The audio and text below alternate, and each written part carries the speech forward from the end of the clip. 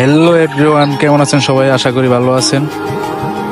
তো আজকে আমরা যাইতেছি একটা ভিডিও শুট করার জন্য একটা আপুর সাথে। তো সামনে দুইজন আছে আমার ক্যামেরাম্যান। তো আমি কিন্তু ভাইরাল না, বাট সবার একটাই প্রশ্ন যে আমার এত সুন্দর ভিডিও ভাইরাল হয় না কেন। প্রশ্নের উত্তরটা হচ্ছে যে আমি রেগুলার কিন্তু ভিডিও ছাড়তে পারি না, তার কারণ আমার প্রাইভেট কিছু সমস্যা আছে, যার কারণে আমি একটি জব করি। সো আপনারা তো জানেনই, তো পরে চাকরি করলে কোনো স্বাধীনতা বলতে কিছু নেই। তো কন্টিনিউ ভিডিও এই জন্য ছাড়তে পারি না। যদি মাঝে মাঝে একটু সময় পাই তাহলে ভিডিওগুলা একসাথে কয়েকটা করে আস্তে আস্তে এডিট করে ছাড়ি আর কি। আর আমি হচ্ছে সিনেমাটিক শর্ট ভিডিও বানাই, যেরকম সিনেমাতে নায়ক নায়িকারা গানের শুট করে, তা আমি সেরকমই ভিডিও বানাই। তো আমার ভিডিওতে একটা আপু কমেন্ট করে অনেকদিন ধরে বলতেছে যে ভাই আপনার ভিডিওতে নায়িকা নেন, নায়িকা নিলে ভিডিওগুলো আরো সুন্দর হবে। সত্যি কিন্তু এরকম ভিডিওতে যদি একজন নায়িকা থাকে তাহলে ভিডিওগুলো অস্থিরভাবে সুন্দরভাবে দেখা যায়। সো এখন আমার তো সেরকম কেউ নাই।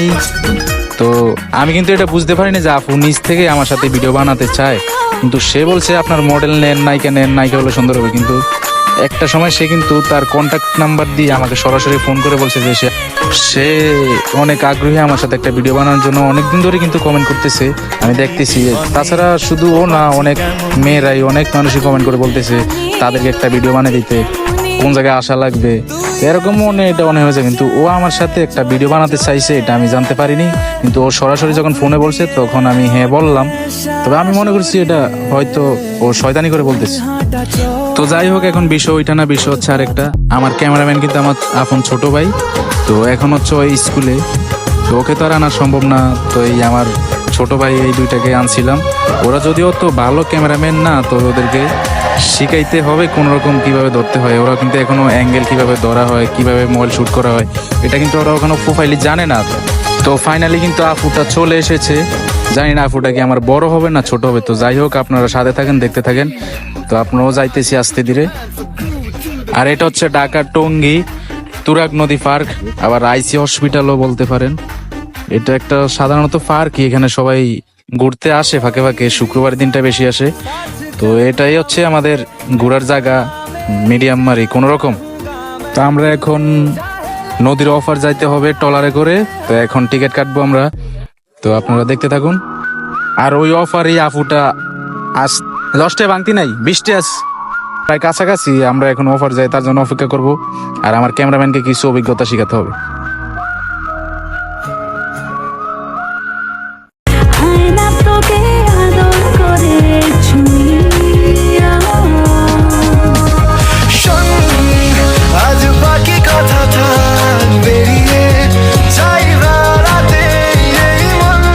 Wow, fantastic trawler. এই শালার ফুট ক্যামেরাম্যান, এদিকে এদিকে।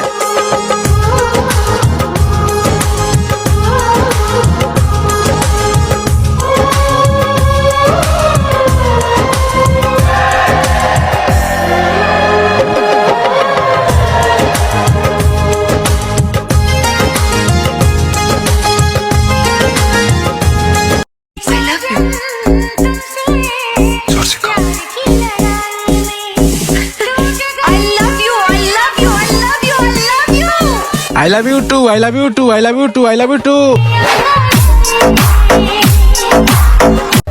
Hello, this is TST.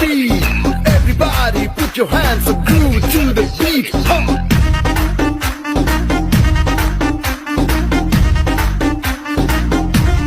তা আমরা অবশেষে এখন নদীর পার হয়ে ট্রলার থেকে নামলাম, আইসি হসপিটালের সামনে আছি।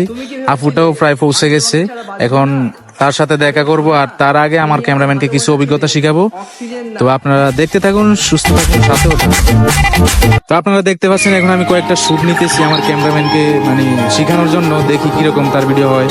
আপুটার সামনে যেহেতু ভালো করতে পারে, তাদেরকে দিয়ে একটু শিখি করতেছি যে এইভাবে না, এইভাবে নাও মোবাইলকে, এইভাবে নাও। তো আমি এখন কিছু মানে টেকনিক করতেছি, প্র্যাকটিস করতেছি, যাতে ওর সামনে ভালো করতে পারি।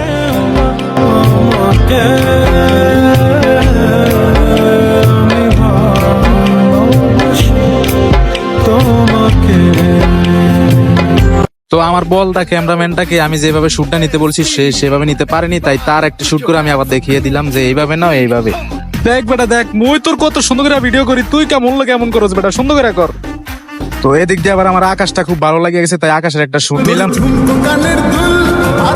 তো ফাইনালি কিন্তু আপুটি চলে এসেছে, সে আমার এখন পিছে আছে, আর আমি ভিডিওটির জন্য ওদের দুজনের শুট নিয়ে আগে দেখাইতেছি যে তোরা কিভাবে ভিডিওটা করবি।